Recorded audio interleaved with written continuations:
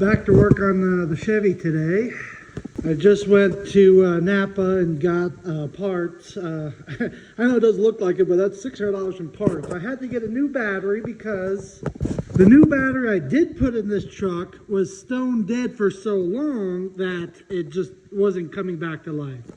You know, that guy I used to work for, I sold the truck to, never put like one of those stabilizer chargers or trickle charge or anything on it, and he had the battery hooked up.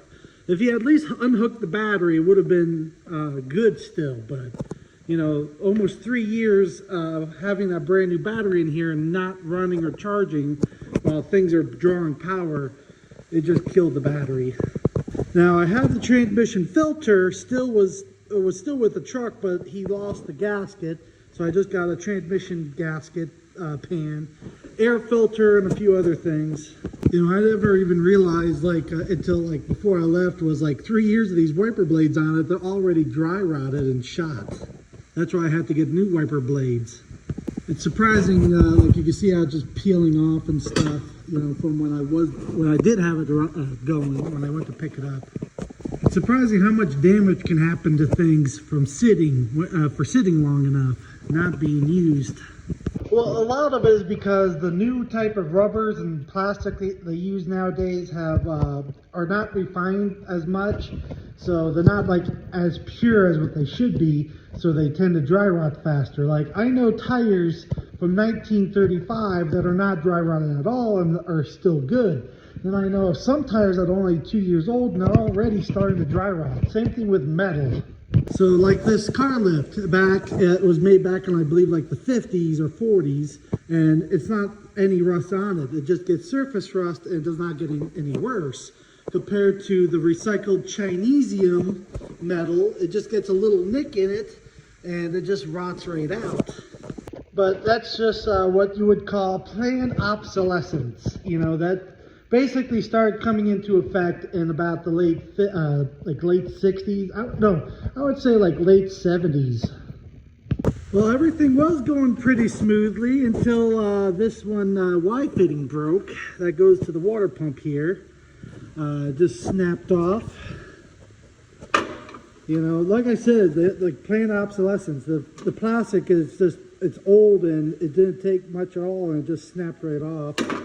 But luckily, Napa has one. I got to run back out there and go get one.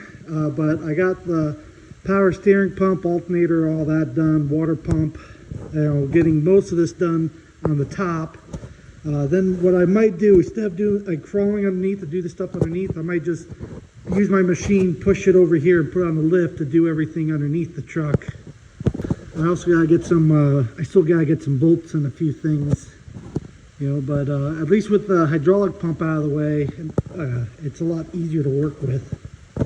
I thought about putting a second battery in this truck and tying it in, but I'm not going to do that right now. Let's go back out and get more parts, more money. Well, I got a new hose. Napa actually had one in stock. I was surprised, so that's done. I got the fan shroud in and the rest of the stuff, so I'm almost all done getting everything on the top done. Well, everything on the top end is done. Got that all hooked up, so it's ready to put some fluids in it. So I got everything moved out of the way so I can move it over here onto the lift now. Got the dozer warming up.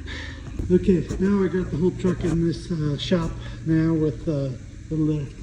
Now I can get some heat in here now the door's not half open. Rise, my son, rise!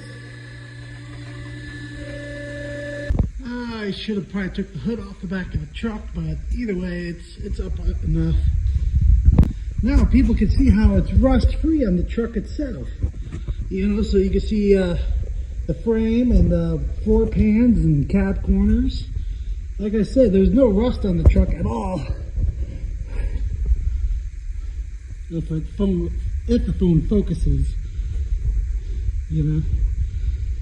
The only rust, besides it's a little surface rust back here, but mainly the utility bed, you know, right here where moisture gets in between the two panels of the door.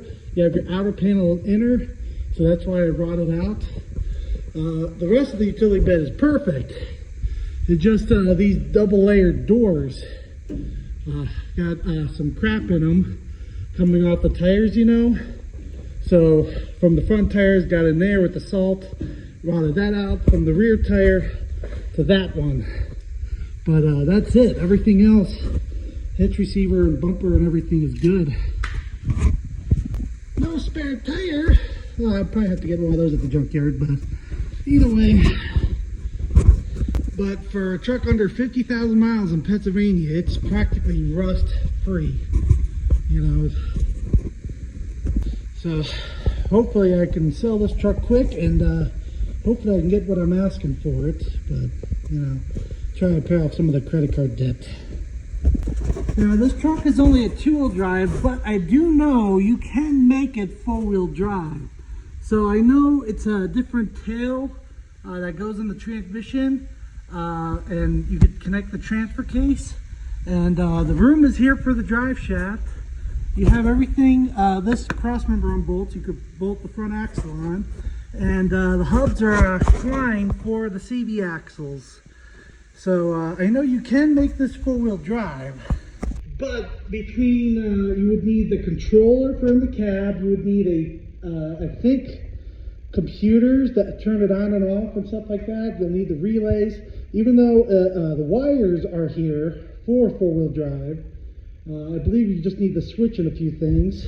I'm not quite sure on this year what you would need to make it 4-wheel drive, but it's definitely possible. I should say physically it's possible, but I don't know about the electronics because I've never really worked on these newer years. But I know there's a lot of people out there that would know exactly what you'd need to make this 4-wheel drive.